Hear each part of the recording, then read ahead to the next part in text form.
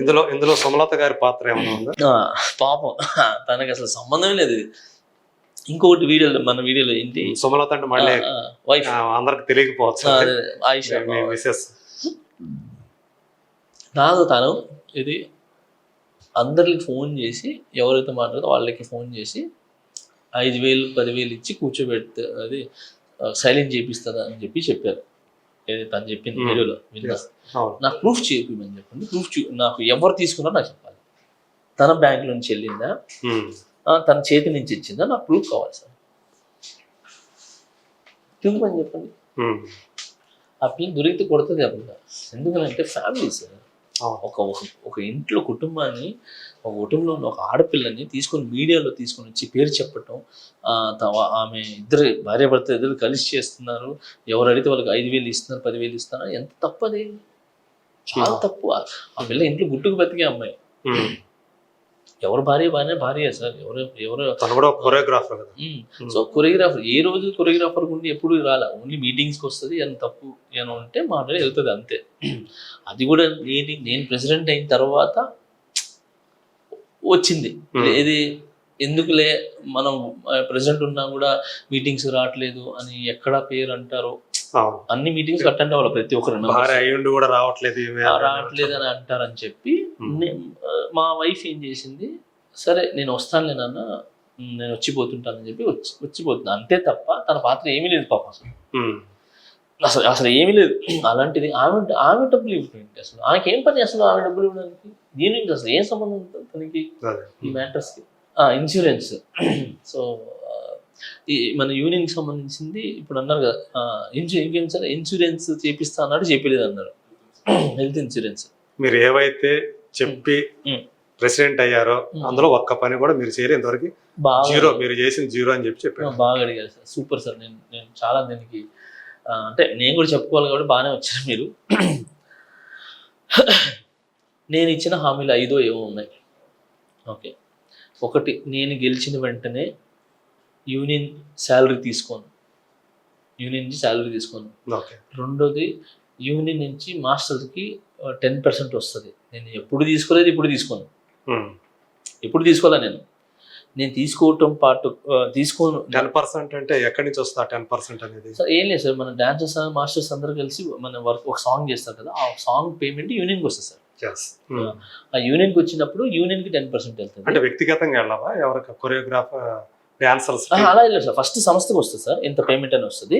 ఇక్కడ పేమెంట్ ఉంటుంది షీట్, ఎవరైతే ఆ రోజు డ్యూటీలో ఉన్నారో వాళ్ళకి ఏదైతే ఉందో, ఎన్ని రోజులు చేశారు, 4 రోజులు చేశారు, 3 రోజు అబ్బాయి లేడు వెళ్ళిపోయినాడు, 5 రోజు అబ్బాయి లేడు వెళ్ళిపోయినాడు, సో అది సపరేట్ రాస్తారు.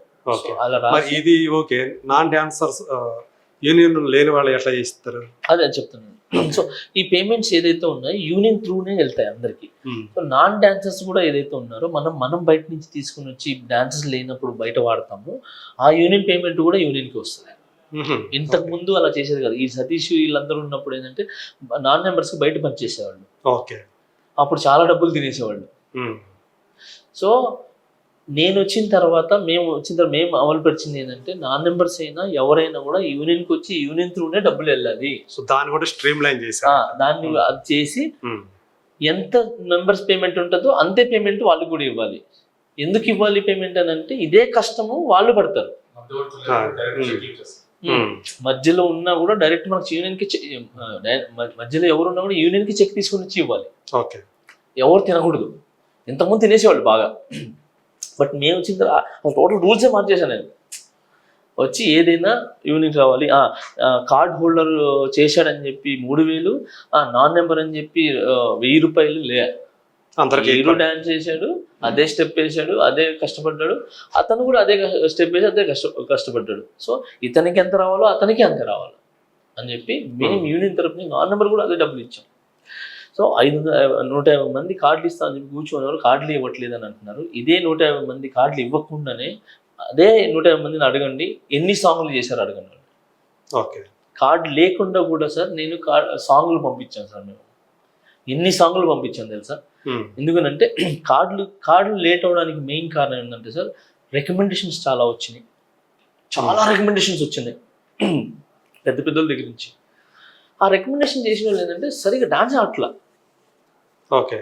బట్ రియల్గా డాన్స్ చేసినాడు, వాడు సూపర్ టాలెంటెడ్, వాడు హైట్ ఉన్నాడు, బాగున్నాడు, వీళ్ళందరూ ఏంటంటే వాడికి రికమెండేషన్ లేదు, వాడు బ్యాక్ ఉన్నాడు. సో అందుకే మేమేం చేసామనంటే అన్ని వెతికి అందరితో పిలిపించి మాట్లాడి అన్ని వెతికి ఓకే టాలెంట్ పర్సన్స్ ఎవరైతే ఉన్నారో ఆ టాలెంట్ పర్సెంట్ మనం ఎన్ని కార్డులు ఇవ్వాలనుకుంటున్నాం 50 కార్డులు వాళ్ళకి ఇస్తాం. ఇచ్చి ఏదైతే రికమెండేషన్స్ వచ్చినాయో అది జీబీలో పెట్టి ఎన్ని రికమెండేషన్ వస్తే అన్ని రికమెండేషన్ కార్డు ఇస్తాం ఓకే అని చెప్పాను. ఆ చెప్పటం వల్ల మాస్టర్స్ కొంతమంది ఏం చేశారనంటే కొంతమంది డబ్బులు తీసేసుకున్నారు, చాలా మంది కార్డులు ఇప్పిస్తామని చెప్పి డబ్బులు తీసేసుకున్నారు చాలా మంది. ఓకే. ఇంతకుముందు ఎన్ని బయటికి రాలా, ఎందుకంటే వాళ్ళ కుమ్మక్క ఇచ్చేసేవాళ్ళు. ఇప్పుడు నేను వచ్చాను కదా, నేను కూర్చున్నాను కదా, ఇప్పుడు ఏంటన్నది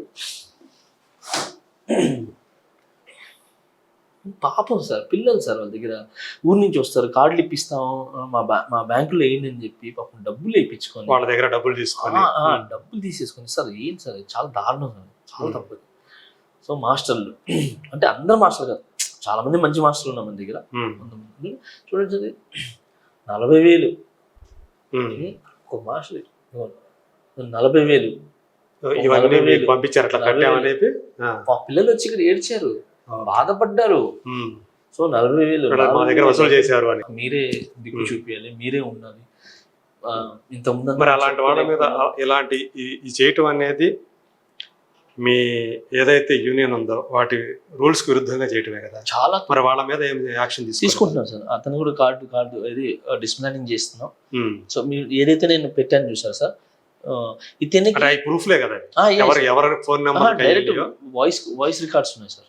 ఓకే. వాయిస్ రికార్డ్స్ ఉన్నాయి, అన్నీ ఉన్నాయి. ఎవరైతే ఈ డబ్బులు తీసుకున్నాడో ముగ్గురు దగ్గర డబ్బులు తీసుకున్నాడు. ఒకని బెదిరించాడు, వాడు వెళ్ళిపోయినాడంట ఒకతను. అతను సతీష్ మీ దగ్గర కూర్చున్నాడు చూసారా, ఈయన వినయ్ మాస్టర్ అని చెప్పి చెప్పారు చూసారా, ఎవరైతే క్యాప్ పెట్టుకుని వినయ్ మాస్టర్ వచ్చి ఉంటారు కదా మీ ఇంటర్వ్యూలో కూడా, తనే తిను. ఓకే. ఓకే. సో ఇద్దరు కలిసి ఇంకా ఇష్టమైన విధంగా ప్రయత్నిస్తున్నారు. ఓకే.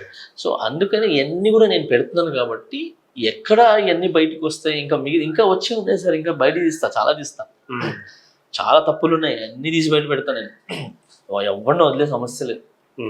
సో ఇవన్నీ బయటకు వస్తున్నాయి కాబట్టి ఇప్పుడు నా మీద ఆరోపణలు వేసి ఏదో ఒకటి బ్రేక్ ఇవ్వాలి అని చెప్పి. ఇంకొకటి స్థలాల విషయం. సో ఇది మీరు ఎక్కడైతే మనకి స్థలాలు అనేవి ఇస్తామన్నారో అక్కడే మీ అందరికి ఇప్పిస్తా అని చెప్పేసి మీరు అన్నారు కదా సార్. స్థలం గురించి కూడా మీకు ఒక వివరణ సార్. ఆయన అన్నాడు నాకు చదువు రాదు, ఏమీ నాలెడ్జ్ లేదు, 0 నాలెడ్జ్, 3వ క్లాస్ చదువుకున్నాడు అది అని చెప్పి. ఈరోజు నేను అడుగుతున్నా, సరే నాకు చదువు లేదు, నాలెడ్జ్ లేదు అనుకున్నాం. ఆయనే ఏసీ మెంబర్గా ఉన్నాడు, అన్నీ ఉన్నాడు. మీరు ఉన్నారు సార్, మీరు ఒక ల్యాండ్ తీసుకుంటున్నప్పుడు షూరిటీ పెట్టుకుంటారు, పెట్టుకోరా? మీరు ఖచ్చితంగా షూరిటీ పెట్టుకుంటారు, ఫోటోలు తీసుకుంటారు, అన్నీ ఉంటాయి. ఓకే, అన్ని రకాల జాగ్రత్తలు తీసుకుంటారు కదా సార్. ఆయన అన్ని చదువుకున్నాడు, నేను చదువుకోలేదు అంటున్నాడు, అన్ని నాలెడ్జ్ ఉంది అంటున్నాడు. ఒక్క షూరిటీ లేకుండా, ఒక్క డాక్యుమెంట్ లేకుండా, ఏమీ లేకుండా మన యూనియన్ నుంచి 30 లక్షల రూపాయలు తీసి వాళ్ళకి ఇచ్చాడు సార్. ఎలా ఇచ్చాడు తను? అప్పుడు తనే ట్రెజరర్, ఈసీ మెంబర్ కదా, ఈసీ మెంబర్, ట్రెజరర్ అనుకుంటా. సరే, మొత్తానికి తను ఉన్నాడు, బాడీలో ఉన్నాడు అనే సైన్ పెట్ సార్. తను అన్నాడు కదా సార్, ల్యాండ్ 5 లక్షలు ఏం చేశారు, ఏం చేయలేదని చెప్పి. తను 30 లక్షలు ఇచ్చి సైన్ పెట్టలేదని చెప్పండి, తను ఏం చెప్తే నేను చేస్తాను. ఓకే సార్, ఎలా ఇస్తావు సార్? నువ్వు ఏమీ లేకుండా యూనియన్ డబ్బులు తీసుకుపోయి 30 లక్షల రూపాయలు తీసుకుపోయి నువ్వు ఏమి షూరిటీ లేకుండా ఒకటి చేతులు ఎలా పెడతావు నువ్వు? అలా పెట్టడం వల్ల అది పోయి 5,000 రూపాయలు, 5 లక్షలు అంటే కనీసం ఏమీ లేదు సార్. నాకు నాలెడ్జ్ లేదా, చదువు లేదా, తనకు చదువు లేదా? తను అంత గొప్ప చదువుకున్నాడు అంటున్నాడు, ఏం లేదు. 30 లక్షలు సార్, నాట్ ఏ జోక్. అతను మంచోడు కాబట్టి ఓన్లీ 20 తెలిసి 5 లక్షలు ఏమో అక్కడ ఇరుక్కుపోయింది అంతే. తీసుకున్నాను. తీసుకొని ఆ డబ్బులు తీసుకొని మళ్ళీ వీళ్ళు నా మాట వినకుండా ఇంకోటి అన్నారు సార్, ఇది ల్యాండ్ గురించి పోయింది, ల్యాండ్ గురించి పోయింది. ఇప్పటికీ మా యూనియన్లో రికార్డ్స్ ఉంటాయి.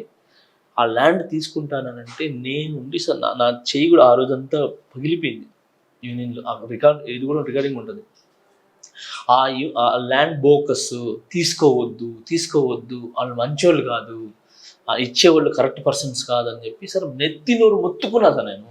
తప్పు పాప 30 సంవత్సరాల కష్టం పోతుంది మంది, 30 సంవత్సరాల కష్టం 5 కోట్లు పోతాయి, నన్ను నమ్మండి అని చెప్తే నమ్మకుండా ఏం లేకుండా నన్ను ఆ రోజు ఈ పిచ్చోడు అని చెప్పి నన్ను పిచ్చోడు లాగా మాట్లాడారు ఆ రోజు.